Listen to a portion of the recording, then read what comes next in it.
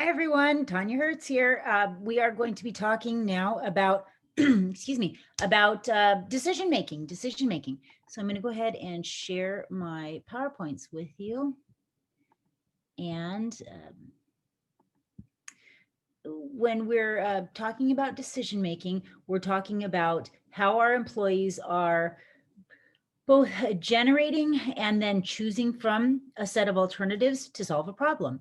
And learning has a big impact on their ability to make a good decision. When we are evaluating their decision making, we evaluate it based on what kind of decisions they're actually making and whether they're using more programmed decisions or non-programmed decisions. Because this is a way that we can look and see how much is reliant upon their extensive knowledge and experience, and how much they can take their time and really and really decide slowly. So program decisions are decisions that are, they're programmed. They become somewhat programmed because we've done them so many times. We have so much knowledge and experience that we can just look at that problem and say, I know what to do, right? I've done this before 1,000 times. I know how to handle this, right? Now, non-programmed decisions tend to be situations or decisions that are made in situations that are totally new. They're complex often. They're not recognized. And a non-programmed decision is a decision that we really should use the rational decision-making model when we are making these kinds of decisions. So the first step, identify the problem. So what's the problem that we're dealing with? Have I seen this problem before? Have I dealt with this problem before? If the answer is yes, you can go with your gut. You can go with intuition. You can go with a programmed decision. Now, if you've never seen the problem before and it's totally new to you, you should use the rational decision-making model, the non-programmed decision, and not go with your gut. You don't have the experience to rely upon it. So the rational decision-making model looks something like this, starting with determining what criteria you need to use to actually make the decision. Then you would generate a list of all of the available alternatives. And then you would evaluate each of those alternatives against that criteria that you set in the beginning. You would choose a solution that maximizes the value. You would implement the appropriate solution, and then you would go back and seek feedback and say, did we do what we were trying to do? Does the solution deliver the outcome that we were seeking? Now, is this what people actually do in the real world? When you're facing a new challenge, something that you've never seen before? Well, no. I mean, no. Think about the last time you faced something that you hadn't seen before. Did you go through all these steps? Did you take your time to carefully evaluate each of the decisions against one another? Now, rational decision making, it doesn't always make sense because people are not always rational. People don't always make the best decisions. There are many reasons why we fall on our face often when we are making decisions. Now, in a crisis situation, we would hope that employees would be able to rely upon programmed decisions. That's why it's so important in a crisis situation to have employees with extensive knowledge, experience, education, a background on which to draw from. So a crisis situation is any change that's going to cause serious damage to your reputation, to the bottom line of the business, to yourself, to the employees. And in a crisis, you have to be able to rely upon your intuition or those programmed decisions. And I need to make sure that people understand when I'm saying intuition, we're not talking about some touchy-feely sixth sense kind of a thing. We're talking about, yes, we're talking about your ability to understand something immediately, and relying totally on that instinctive feeling rather than that conscious reasoning. But it's not that there's something preternatural or supernatural going on. It's just that you have that experience on which to draw from. So our subconscious mind can actually operate at a speed that our conscious mind simply cannot operate on. So the way that I like to describe intuition is, you think of driving on a dark road at night. Oops, sorry about that. On a dark road at night. Spooky, right? When you're driving on that dark road at night, let's say all of a sudden you just get this feeling that you should drive in the left lane rather than the right lane. And just as you pull over into the left lane, there is, you pass a tree that's fallen in the dark. And you think, wow, I'm psychic, right? I must be. I must have some sort of preternatural, instinctual thing going on. Well, what really is happening is that our subconscious mind is operating at a speed and at a very fine motor level that our conscious mind just can't operate on.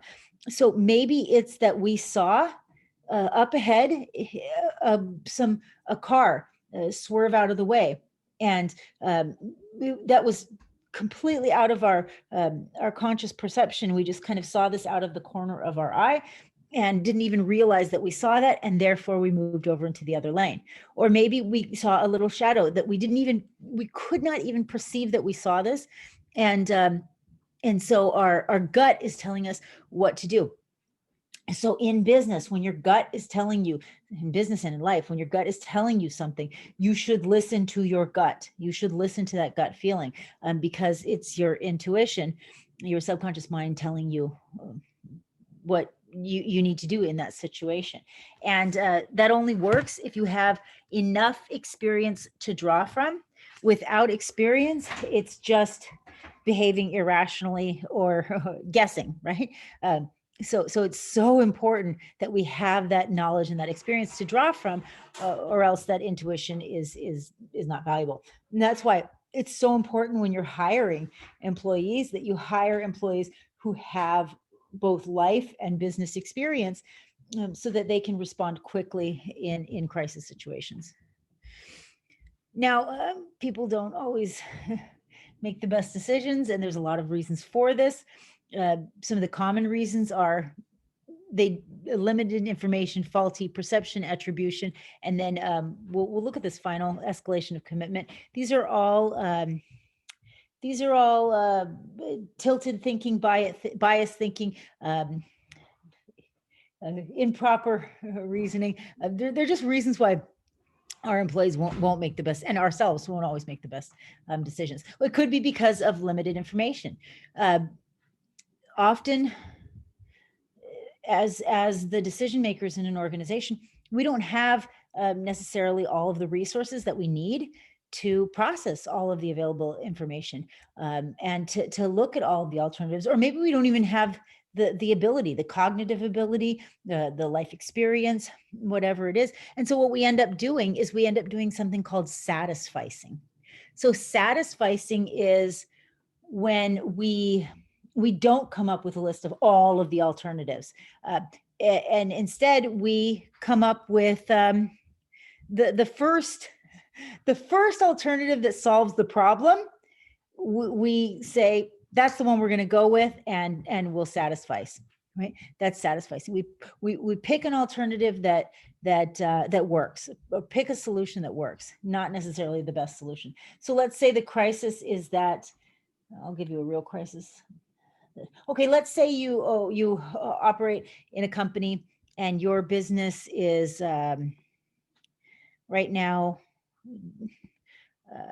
dealing with COVID-19, and everybody should be social distancing, and you had an employee get together where you were doing some sort of a beach cleanup, and rather than wearing masks, your employees took pictures with each other's with people's arms around one another. They were feeling really happy and feeling really bonded, and so they all had their arms around one another, and then they posted those pictures to social media, and now your constituency, your customers are angry, and they're posting on social media how irresponsible you are, and that's your crisis situation, right?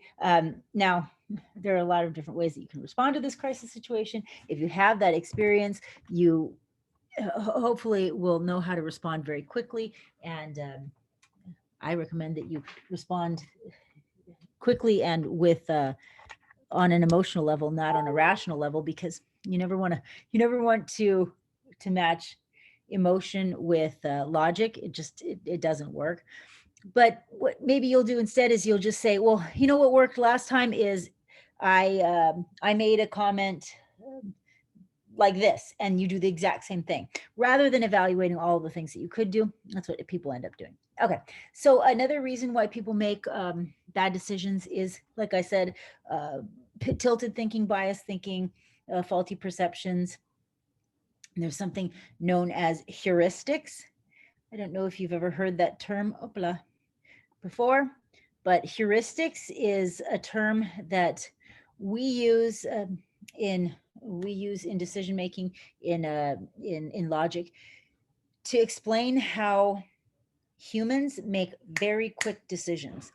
So heuristics are it's a common way that we take a lot of information, just an untold amount of information, and we come up with a decision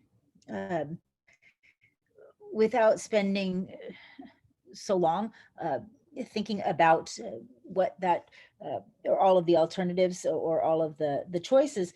And it could actually be kind of a good thing. So an example of heuristics might be,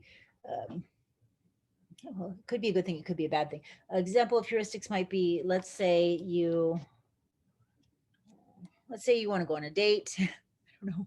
And so you decide that you're going to choose somebody to go on a date with on Tinder. I don't know. And so the Tinder's not a good one. Let's say you go old fashioned. You go into a bar, and you are going to meet somebody this is a terrible example. You're going to meet somebody at a bar, but you go into the bar and you look around and you think very quickly, all right, so I'm going to eliminate everybody who is too old, everybody who is a certain gender, everybody who is who looks a certain way, or who is in a group, or whatever metrics you use. And then you say, okay, now there's 2 or 3 people that I can talk to. I'm going to go chat with that person, right?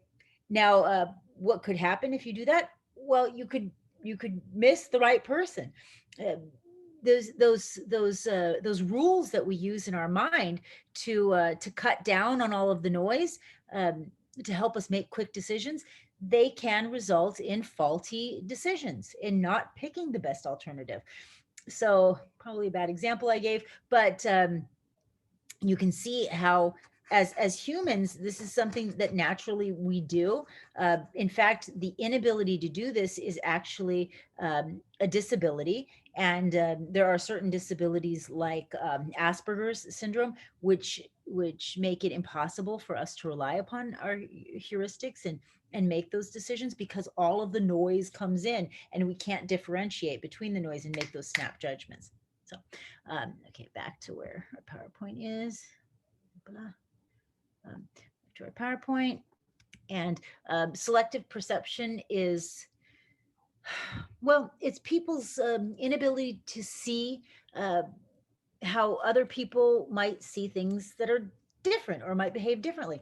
So because of selective perception, or put another way, people see only the things that affect them and are already consistent with the beliefs that they hold. This happens very often when we are conducting research. If we're expecting to hear a yes, we'll often hear that yes. If we're expecting to find a certain result, we'll only listen when we hear that result. Projection bias is another common perception, a misperception, faulty perception. And that's where we think that our thoughts, our attitudes, our beliefs are held by everyone. And that's what motivates other people. and we project what we feel, think, believe onto others. So a good example of the projection bias is if you ask somebody, what percentage of the population, I don't know, smokes marijuana? If you ask a marijuana smoker what percentage of the population smokes marijuana, they will say a much higher number than a non-marijuana smoker. So this projection bias is actually the way that that some of the assessments that we use when we're hiring employees, uh, this is how they work. This is how we can tell whether or not an employee is more likely to lie, cheat, or steal, because we ask them, would you lie, cheat, or steal? Or no, we don't ask them that. Well, you could, but we use more of a veiled purpose type questions. And we ask them, what percentage of the population is likely to cheat? What percentage of the population would do X, Y, or Z? And if they say it's higher, that's likely because they themselves would lie, cheat, and steal. You see this with certain political parties where they think that that people are bad, everyone's bad. Chances are they have themselves some pretty negative thoughts. Okay, social identity theory is how we as people identify ourselves by the group in which we belong, and we often judge other people by the group in which they belong. This is a type of bias, of misperception, of stereotyping. And so stereotyping is any time when we're making assumptions about other people based on that group that they're in. These are not true. These are biases. These are making assumptions about the whole. I'm sorry, about the individual based on the whole. Now, remember when we were talking about research, that's what research is. We look at the whole and we say, well, because most people behave this way, we would expect that an individual would behave that way. And so there is a time and a place, there's a use for all of these types of heuristics that we do, but or stereotypes that we use. But there also can be extremely bad and wrong and give us bad information about people and things, right? All right. So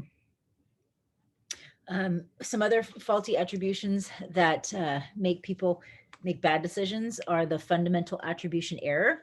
And that is it's the human tendency to judge other people's behaviors due to internal factors and judge our own behavior. The self-serving bias says that we say that when we do something wrong, if we have a failure, that's an external cause.